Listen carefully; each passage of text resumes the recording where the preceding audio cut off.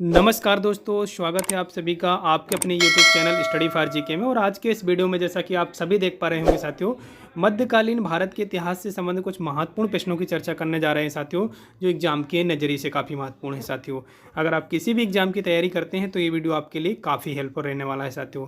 तो आइए स्टार्ट करते हैं और पॉइंट टू पॉइंट समझते हैं साथियों। देखिएगा, पहला क्वेश्चन आपसे पूछा गया जा रहा है। देखिए, दिल्ली सल्तनत से संबंधित प्रश्न है साथियों। देखिएगा यहाँ पर जो पहला क्वेश्चन है कि गुलाम वंश की स्थापना किसने की थी साथियों। विशेष रूप से आपको ध्यान देना रहेगा कि गुलाम वंश की स्थापना किसके द्वारा की गई थी। तो विशेष रूप से आपको याद रखना है कि कुतुबुद्दीन ऐबक, जी हाँ, कुतुबुद्दीन ऐबक के द्वारा गुलाम वंश की स्थापना की गई थी। विशेष रूप से आपको याद रखना है। दिल्ली सल्तनत में अगर हम बात करें तो दिल्ली सल्तनत में लगभग 5 जो आपके ऐसे वंश थे जिन्होंने लगभग बास किया, जो लगभग क्या शासन किया था, और लगभग 320 वर्षों तक शासन किया था दिल्ली सल्तनत में अगर हम बात करें तो साथियों। यहाँ पर बात की है गुलाम वंश की स्थापना की, तो गुलाम वंश की स्थापना किसने की थी? कुतुबुद्दीन ऐबक के द्वारा की गई थी साथियों। क्लियर है? चलिएगा नेक्स्ट देखिएगा। नेक्स्ट देखिएगा, मोस्ट इंपॉर्टेंट है कुतुब मीनार। कुतुब मीनार की नींव किसने डाली थी साथियों? विशेष रूप से ध्यान देना होगा आपको। कुतुब मीनार की नींव डाली थी साथियों कुतुबुद्दीन ऐबक ने साथियों। विशेष रूप से आपको याद रखना है। तो कुतुब मीनार कहाँ पर स्थित है साथियों? दिल्ली में स्थित है। और इसकी जो नींव रखी थी साथियों किसने रखी थी? वो कुतुबुद्दीन ऐबक ने रखी थी साथियों। क्लियर है?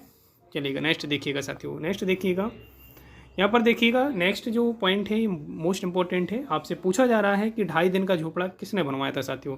तो मोस्ट इंपॉर्टेंट आपको याद रखना है कि 2.5 दिन का झोपड़ा है साथियों, ये आपका विशेष रूप से बनवाया था कुतुबुद्दीन ऐबक ने। आपको याद रखना है साथियों। इसका राइट ऑप्शन क्या लगाएंगे आप? कुतुबुद्दीन ऐबक साथियों।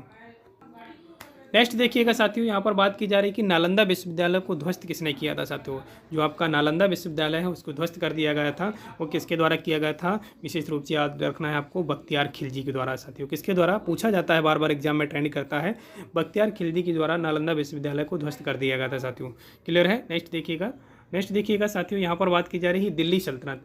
दिल्ली सल्तनत विशेष रूप से आपको याद रखना है, दिल्ली सल्तनत का वास्तविक संस्थापक किसे माना जाता है साथियों। अभी हमने बात की कि संस्थापक कौन है गुलाम वंश का, आपको विशेष रूप से याद रखना है। और लेकिन यहाँ पर पूछा गया है कि दिल्ली सल्तनत का वास्तविक संस्थापक किसे माना जाता है।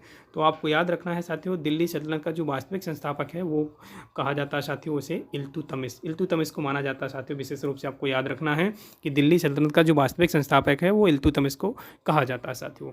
नेक्स्ट देखिएगा, यहाँ पर मयूर सिंहासन, डबल स्टार दीजिएगा, इस क्वेश्चन को बार बार पूछा जाता है एग्जाम में। तो ध्यान दीजिएगा कि मयूर सिंहासन जो है ये किसने बनवाया था साथियों।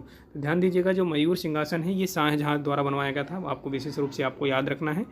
चलिए नेक्स्ट देखिएगा, यहाँ पर बात करने जा रहे हैं मयूर सिंहासन को बनाने वाले कलाकार का नाम क्या था साथियों।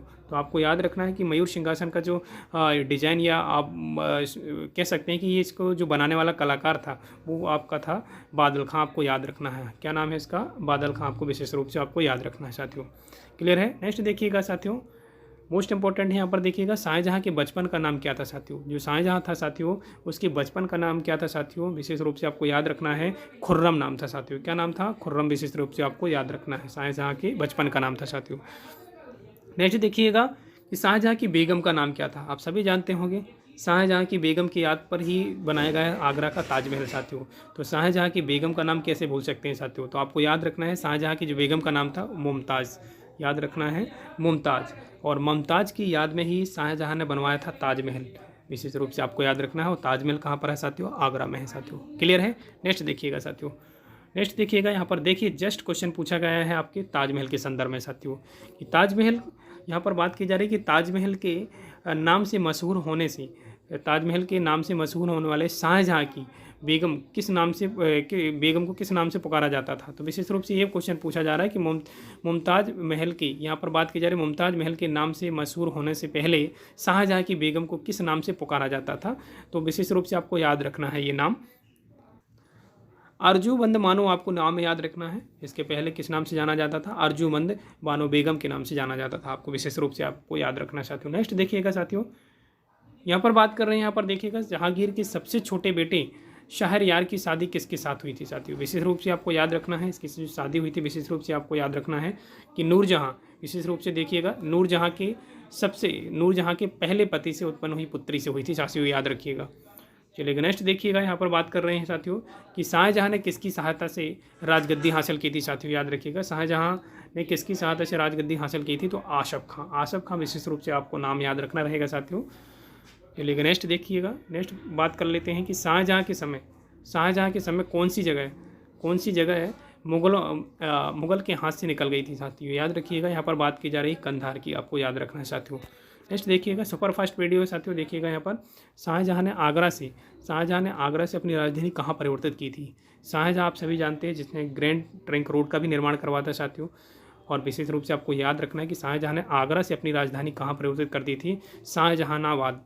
आपको विशेष रूप से याद रखना है, जो पुरानी दिल्ली कहा जाता है साथियों, जैसे अभी वर्तमान में पुरानी दिल्ली के नाम से जाना जाता है, आपको याद रखना है साथियों। नेक्स्ट देखिएगा, लाल किला। विशेष रूप से आपको याद रखना है साथियों कि लाल किला और किला ए मुबारक का निर्माण किसने करवाया था साथियों। तो आप दिल्ली का जैसे आप लाल किले के रूप में अभी जानते हैं ना साथियों, ये भी निर्माण किसके द्वारा किया गया था, शाहजहाँ के द्वारा किया गया था। शाहजहाँ जिसके द्वारा आगरा का ताजमहल बनवाया गया था साथियों। क्लियर है। नेक्स्ट देखिएगा, यहाँ पर बात की जा रही है साथियों कि शाहजहाँ ने अपनी बेगम मुमताज़ महल का मकबरा कहाँ बनवाया था साथियों। तो आपको विशेष रूप से याद रखना है, शाहजहाँ ने अपनी बेगम मुमताज़ महल का जो मकबरा है वो बनवाया था साथियों आगरा में, जिसे आगरा के ताजमहल के रूप में भी जानते हैं साथियों। क्लियर है। नेक्स्ट देखिएगा, यहाँ पर बात कर रहे हैं साथियों कि मुमताज़ महल के मकबरे को किस नाम से जाना जाता है। बिल्कुल राइट है, आपको याद रखना रहेगा साथियों, ताजमहल। जी हाँ, ताजमहल के नाम से जाना जाता है मुमताज़ महल के मकबरे को साथियों। और ये ताजमहल किसने बनवाया था, शाहजहाँ के द्वारा बनवाया गया था साथियों। नेक्स्ट देखिएगा, यहाँ पर देखिएगा साथियों, ताजमहल के निर्माण में कितना समय लगा था साथियों। याद रखिएगा, ताजमहल के निर्माण में लगभग अगर हम बात करें तो 20 वर्ष लगा था साथियों। याद रखिएगा, ताजमहल के निर्माण में कितना समय लगा था साथियों, 20 वर्ष का समय लगा था। आपको विशेष रूप से आपको याद रखना रहेगा। इसके अलावा वहीं हम बात करें कि ताजमहल का निर्माण कार्य जो कब से शुरू किया गया था, ये भी मोस्ट इंपॉर्टेंट पॉइंट है, पूछा जाता है एग्जाम में। तो आपको विशेष रूप से याद रखना रहेगा कि 1632 में इसका निर्माण कार्य शुरू किया गया था। आपको विशेष रूप से आपको याद रखना रहेगा। क्लियर है। नेक्स्ट देखिएगा, ताजमहल के जो वास्तुकार थे, बहुत बार पूछा गया है कि ताजमहल के जो वास्तुकार हैं वो कौन है साथियों, डिजाइनर जो हैं। तो आपको विशेष रूप से याद रखना रहेगा उस्ताद ईसा। इनका नाम आपको याद रखना रहेगा कि उस्ताद ईसा खां और उस्ताद अहमद लाहौरी, इनका नाम बहुत चर्चा में रहता है, उस्ताद अहमद लाहौरी का साथियों। क्लियर है। नेक्स्ट देखिएगा, ताजमहल को बनाने में इस्तेमाल किया गया संगमरमर कहाँ से लाया गया था साथियों। आप सभी जानते हैं कि ताजमहल जो है पूरा का पूरा संगमरमर से बना हुआ इमारत है साथियों। और इसकी अगर हम बात करें तो ये संगमरमर लाया कहाँ से गया था, तो आपको याद रखना है मकराना राजस्थान से लाया गया था। कहाँ से लाया गया था साथियों, मकराना राजस्थान से लाया गया था। ये आपका जो संगमरमर लगा हुआ है अभी वर्तमान में आप देख पा रहे होंगे साथियों।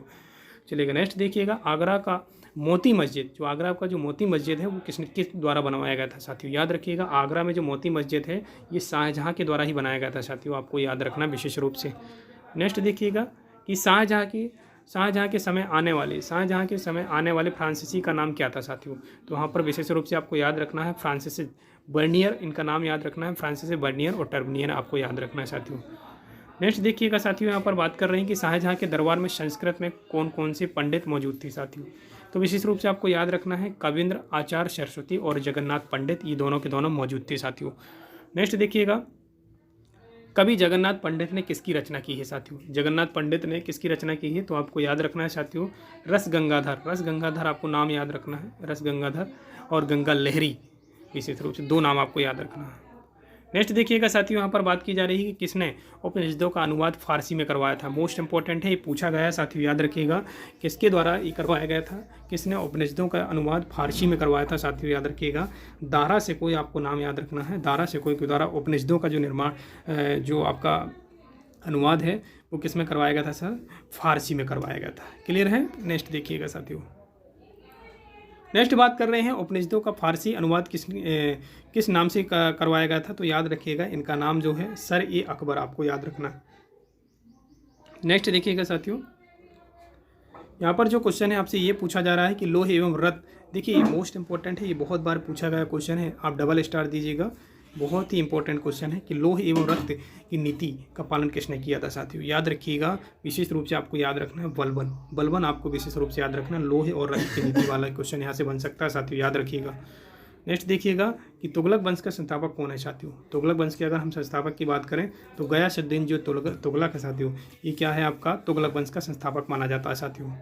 क्लियर है। नेक्स्ट देखिएगा साथियों, देखिएगा आज के इस वीडियो में हमने बस इतने ही क्वेश्चन रखे थे। और साथियों ये क्वेश्चन अगर आपको बेहतरीन लगते हैं और पसंद आते हैं और हेल्पफुल लगते हैं तो चैनल को आज ही सब्सक्राइब कर लीजिएगा, अगर चैनल में पहली बार है। और वीडियो पसंद आता है तो वीडियो को लाइक कीजिएगा। मिलते हैं इसी प्रकार के नेक्स्ट वीडियो में। जय हिंद, तब तक के लिए।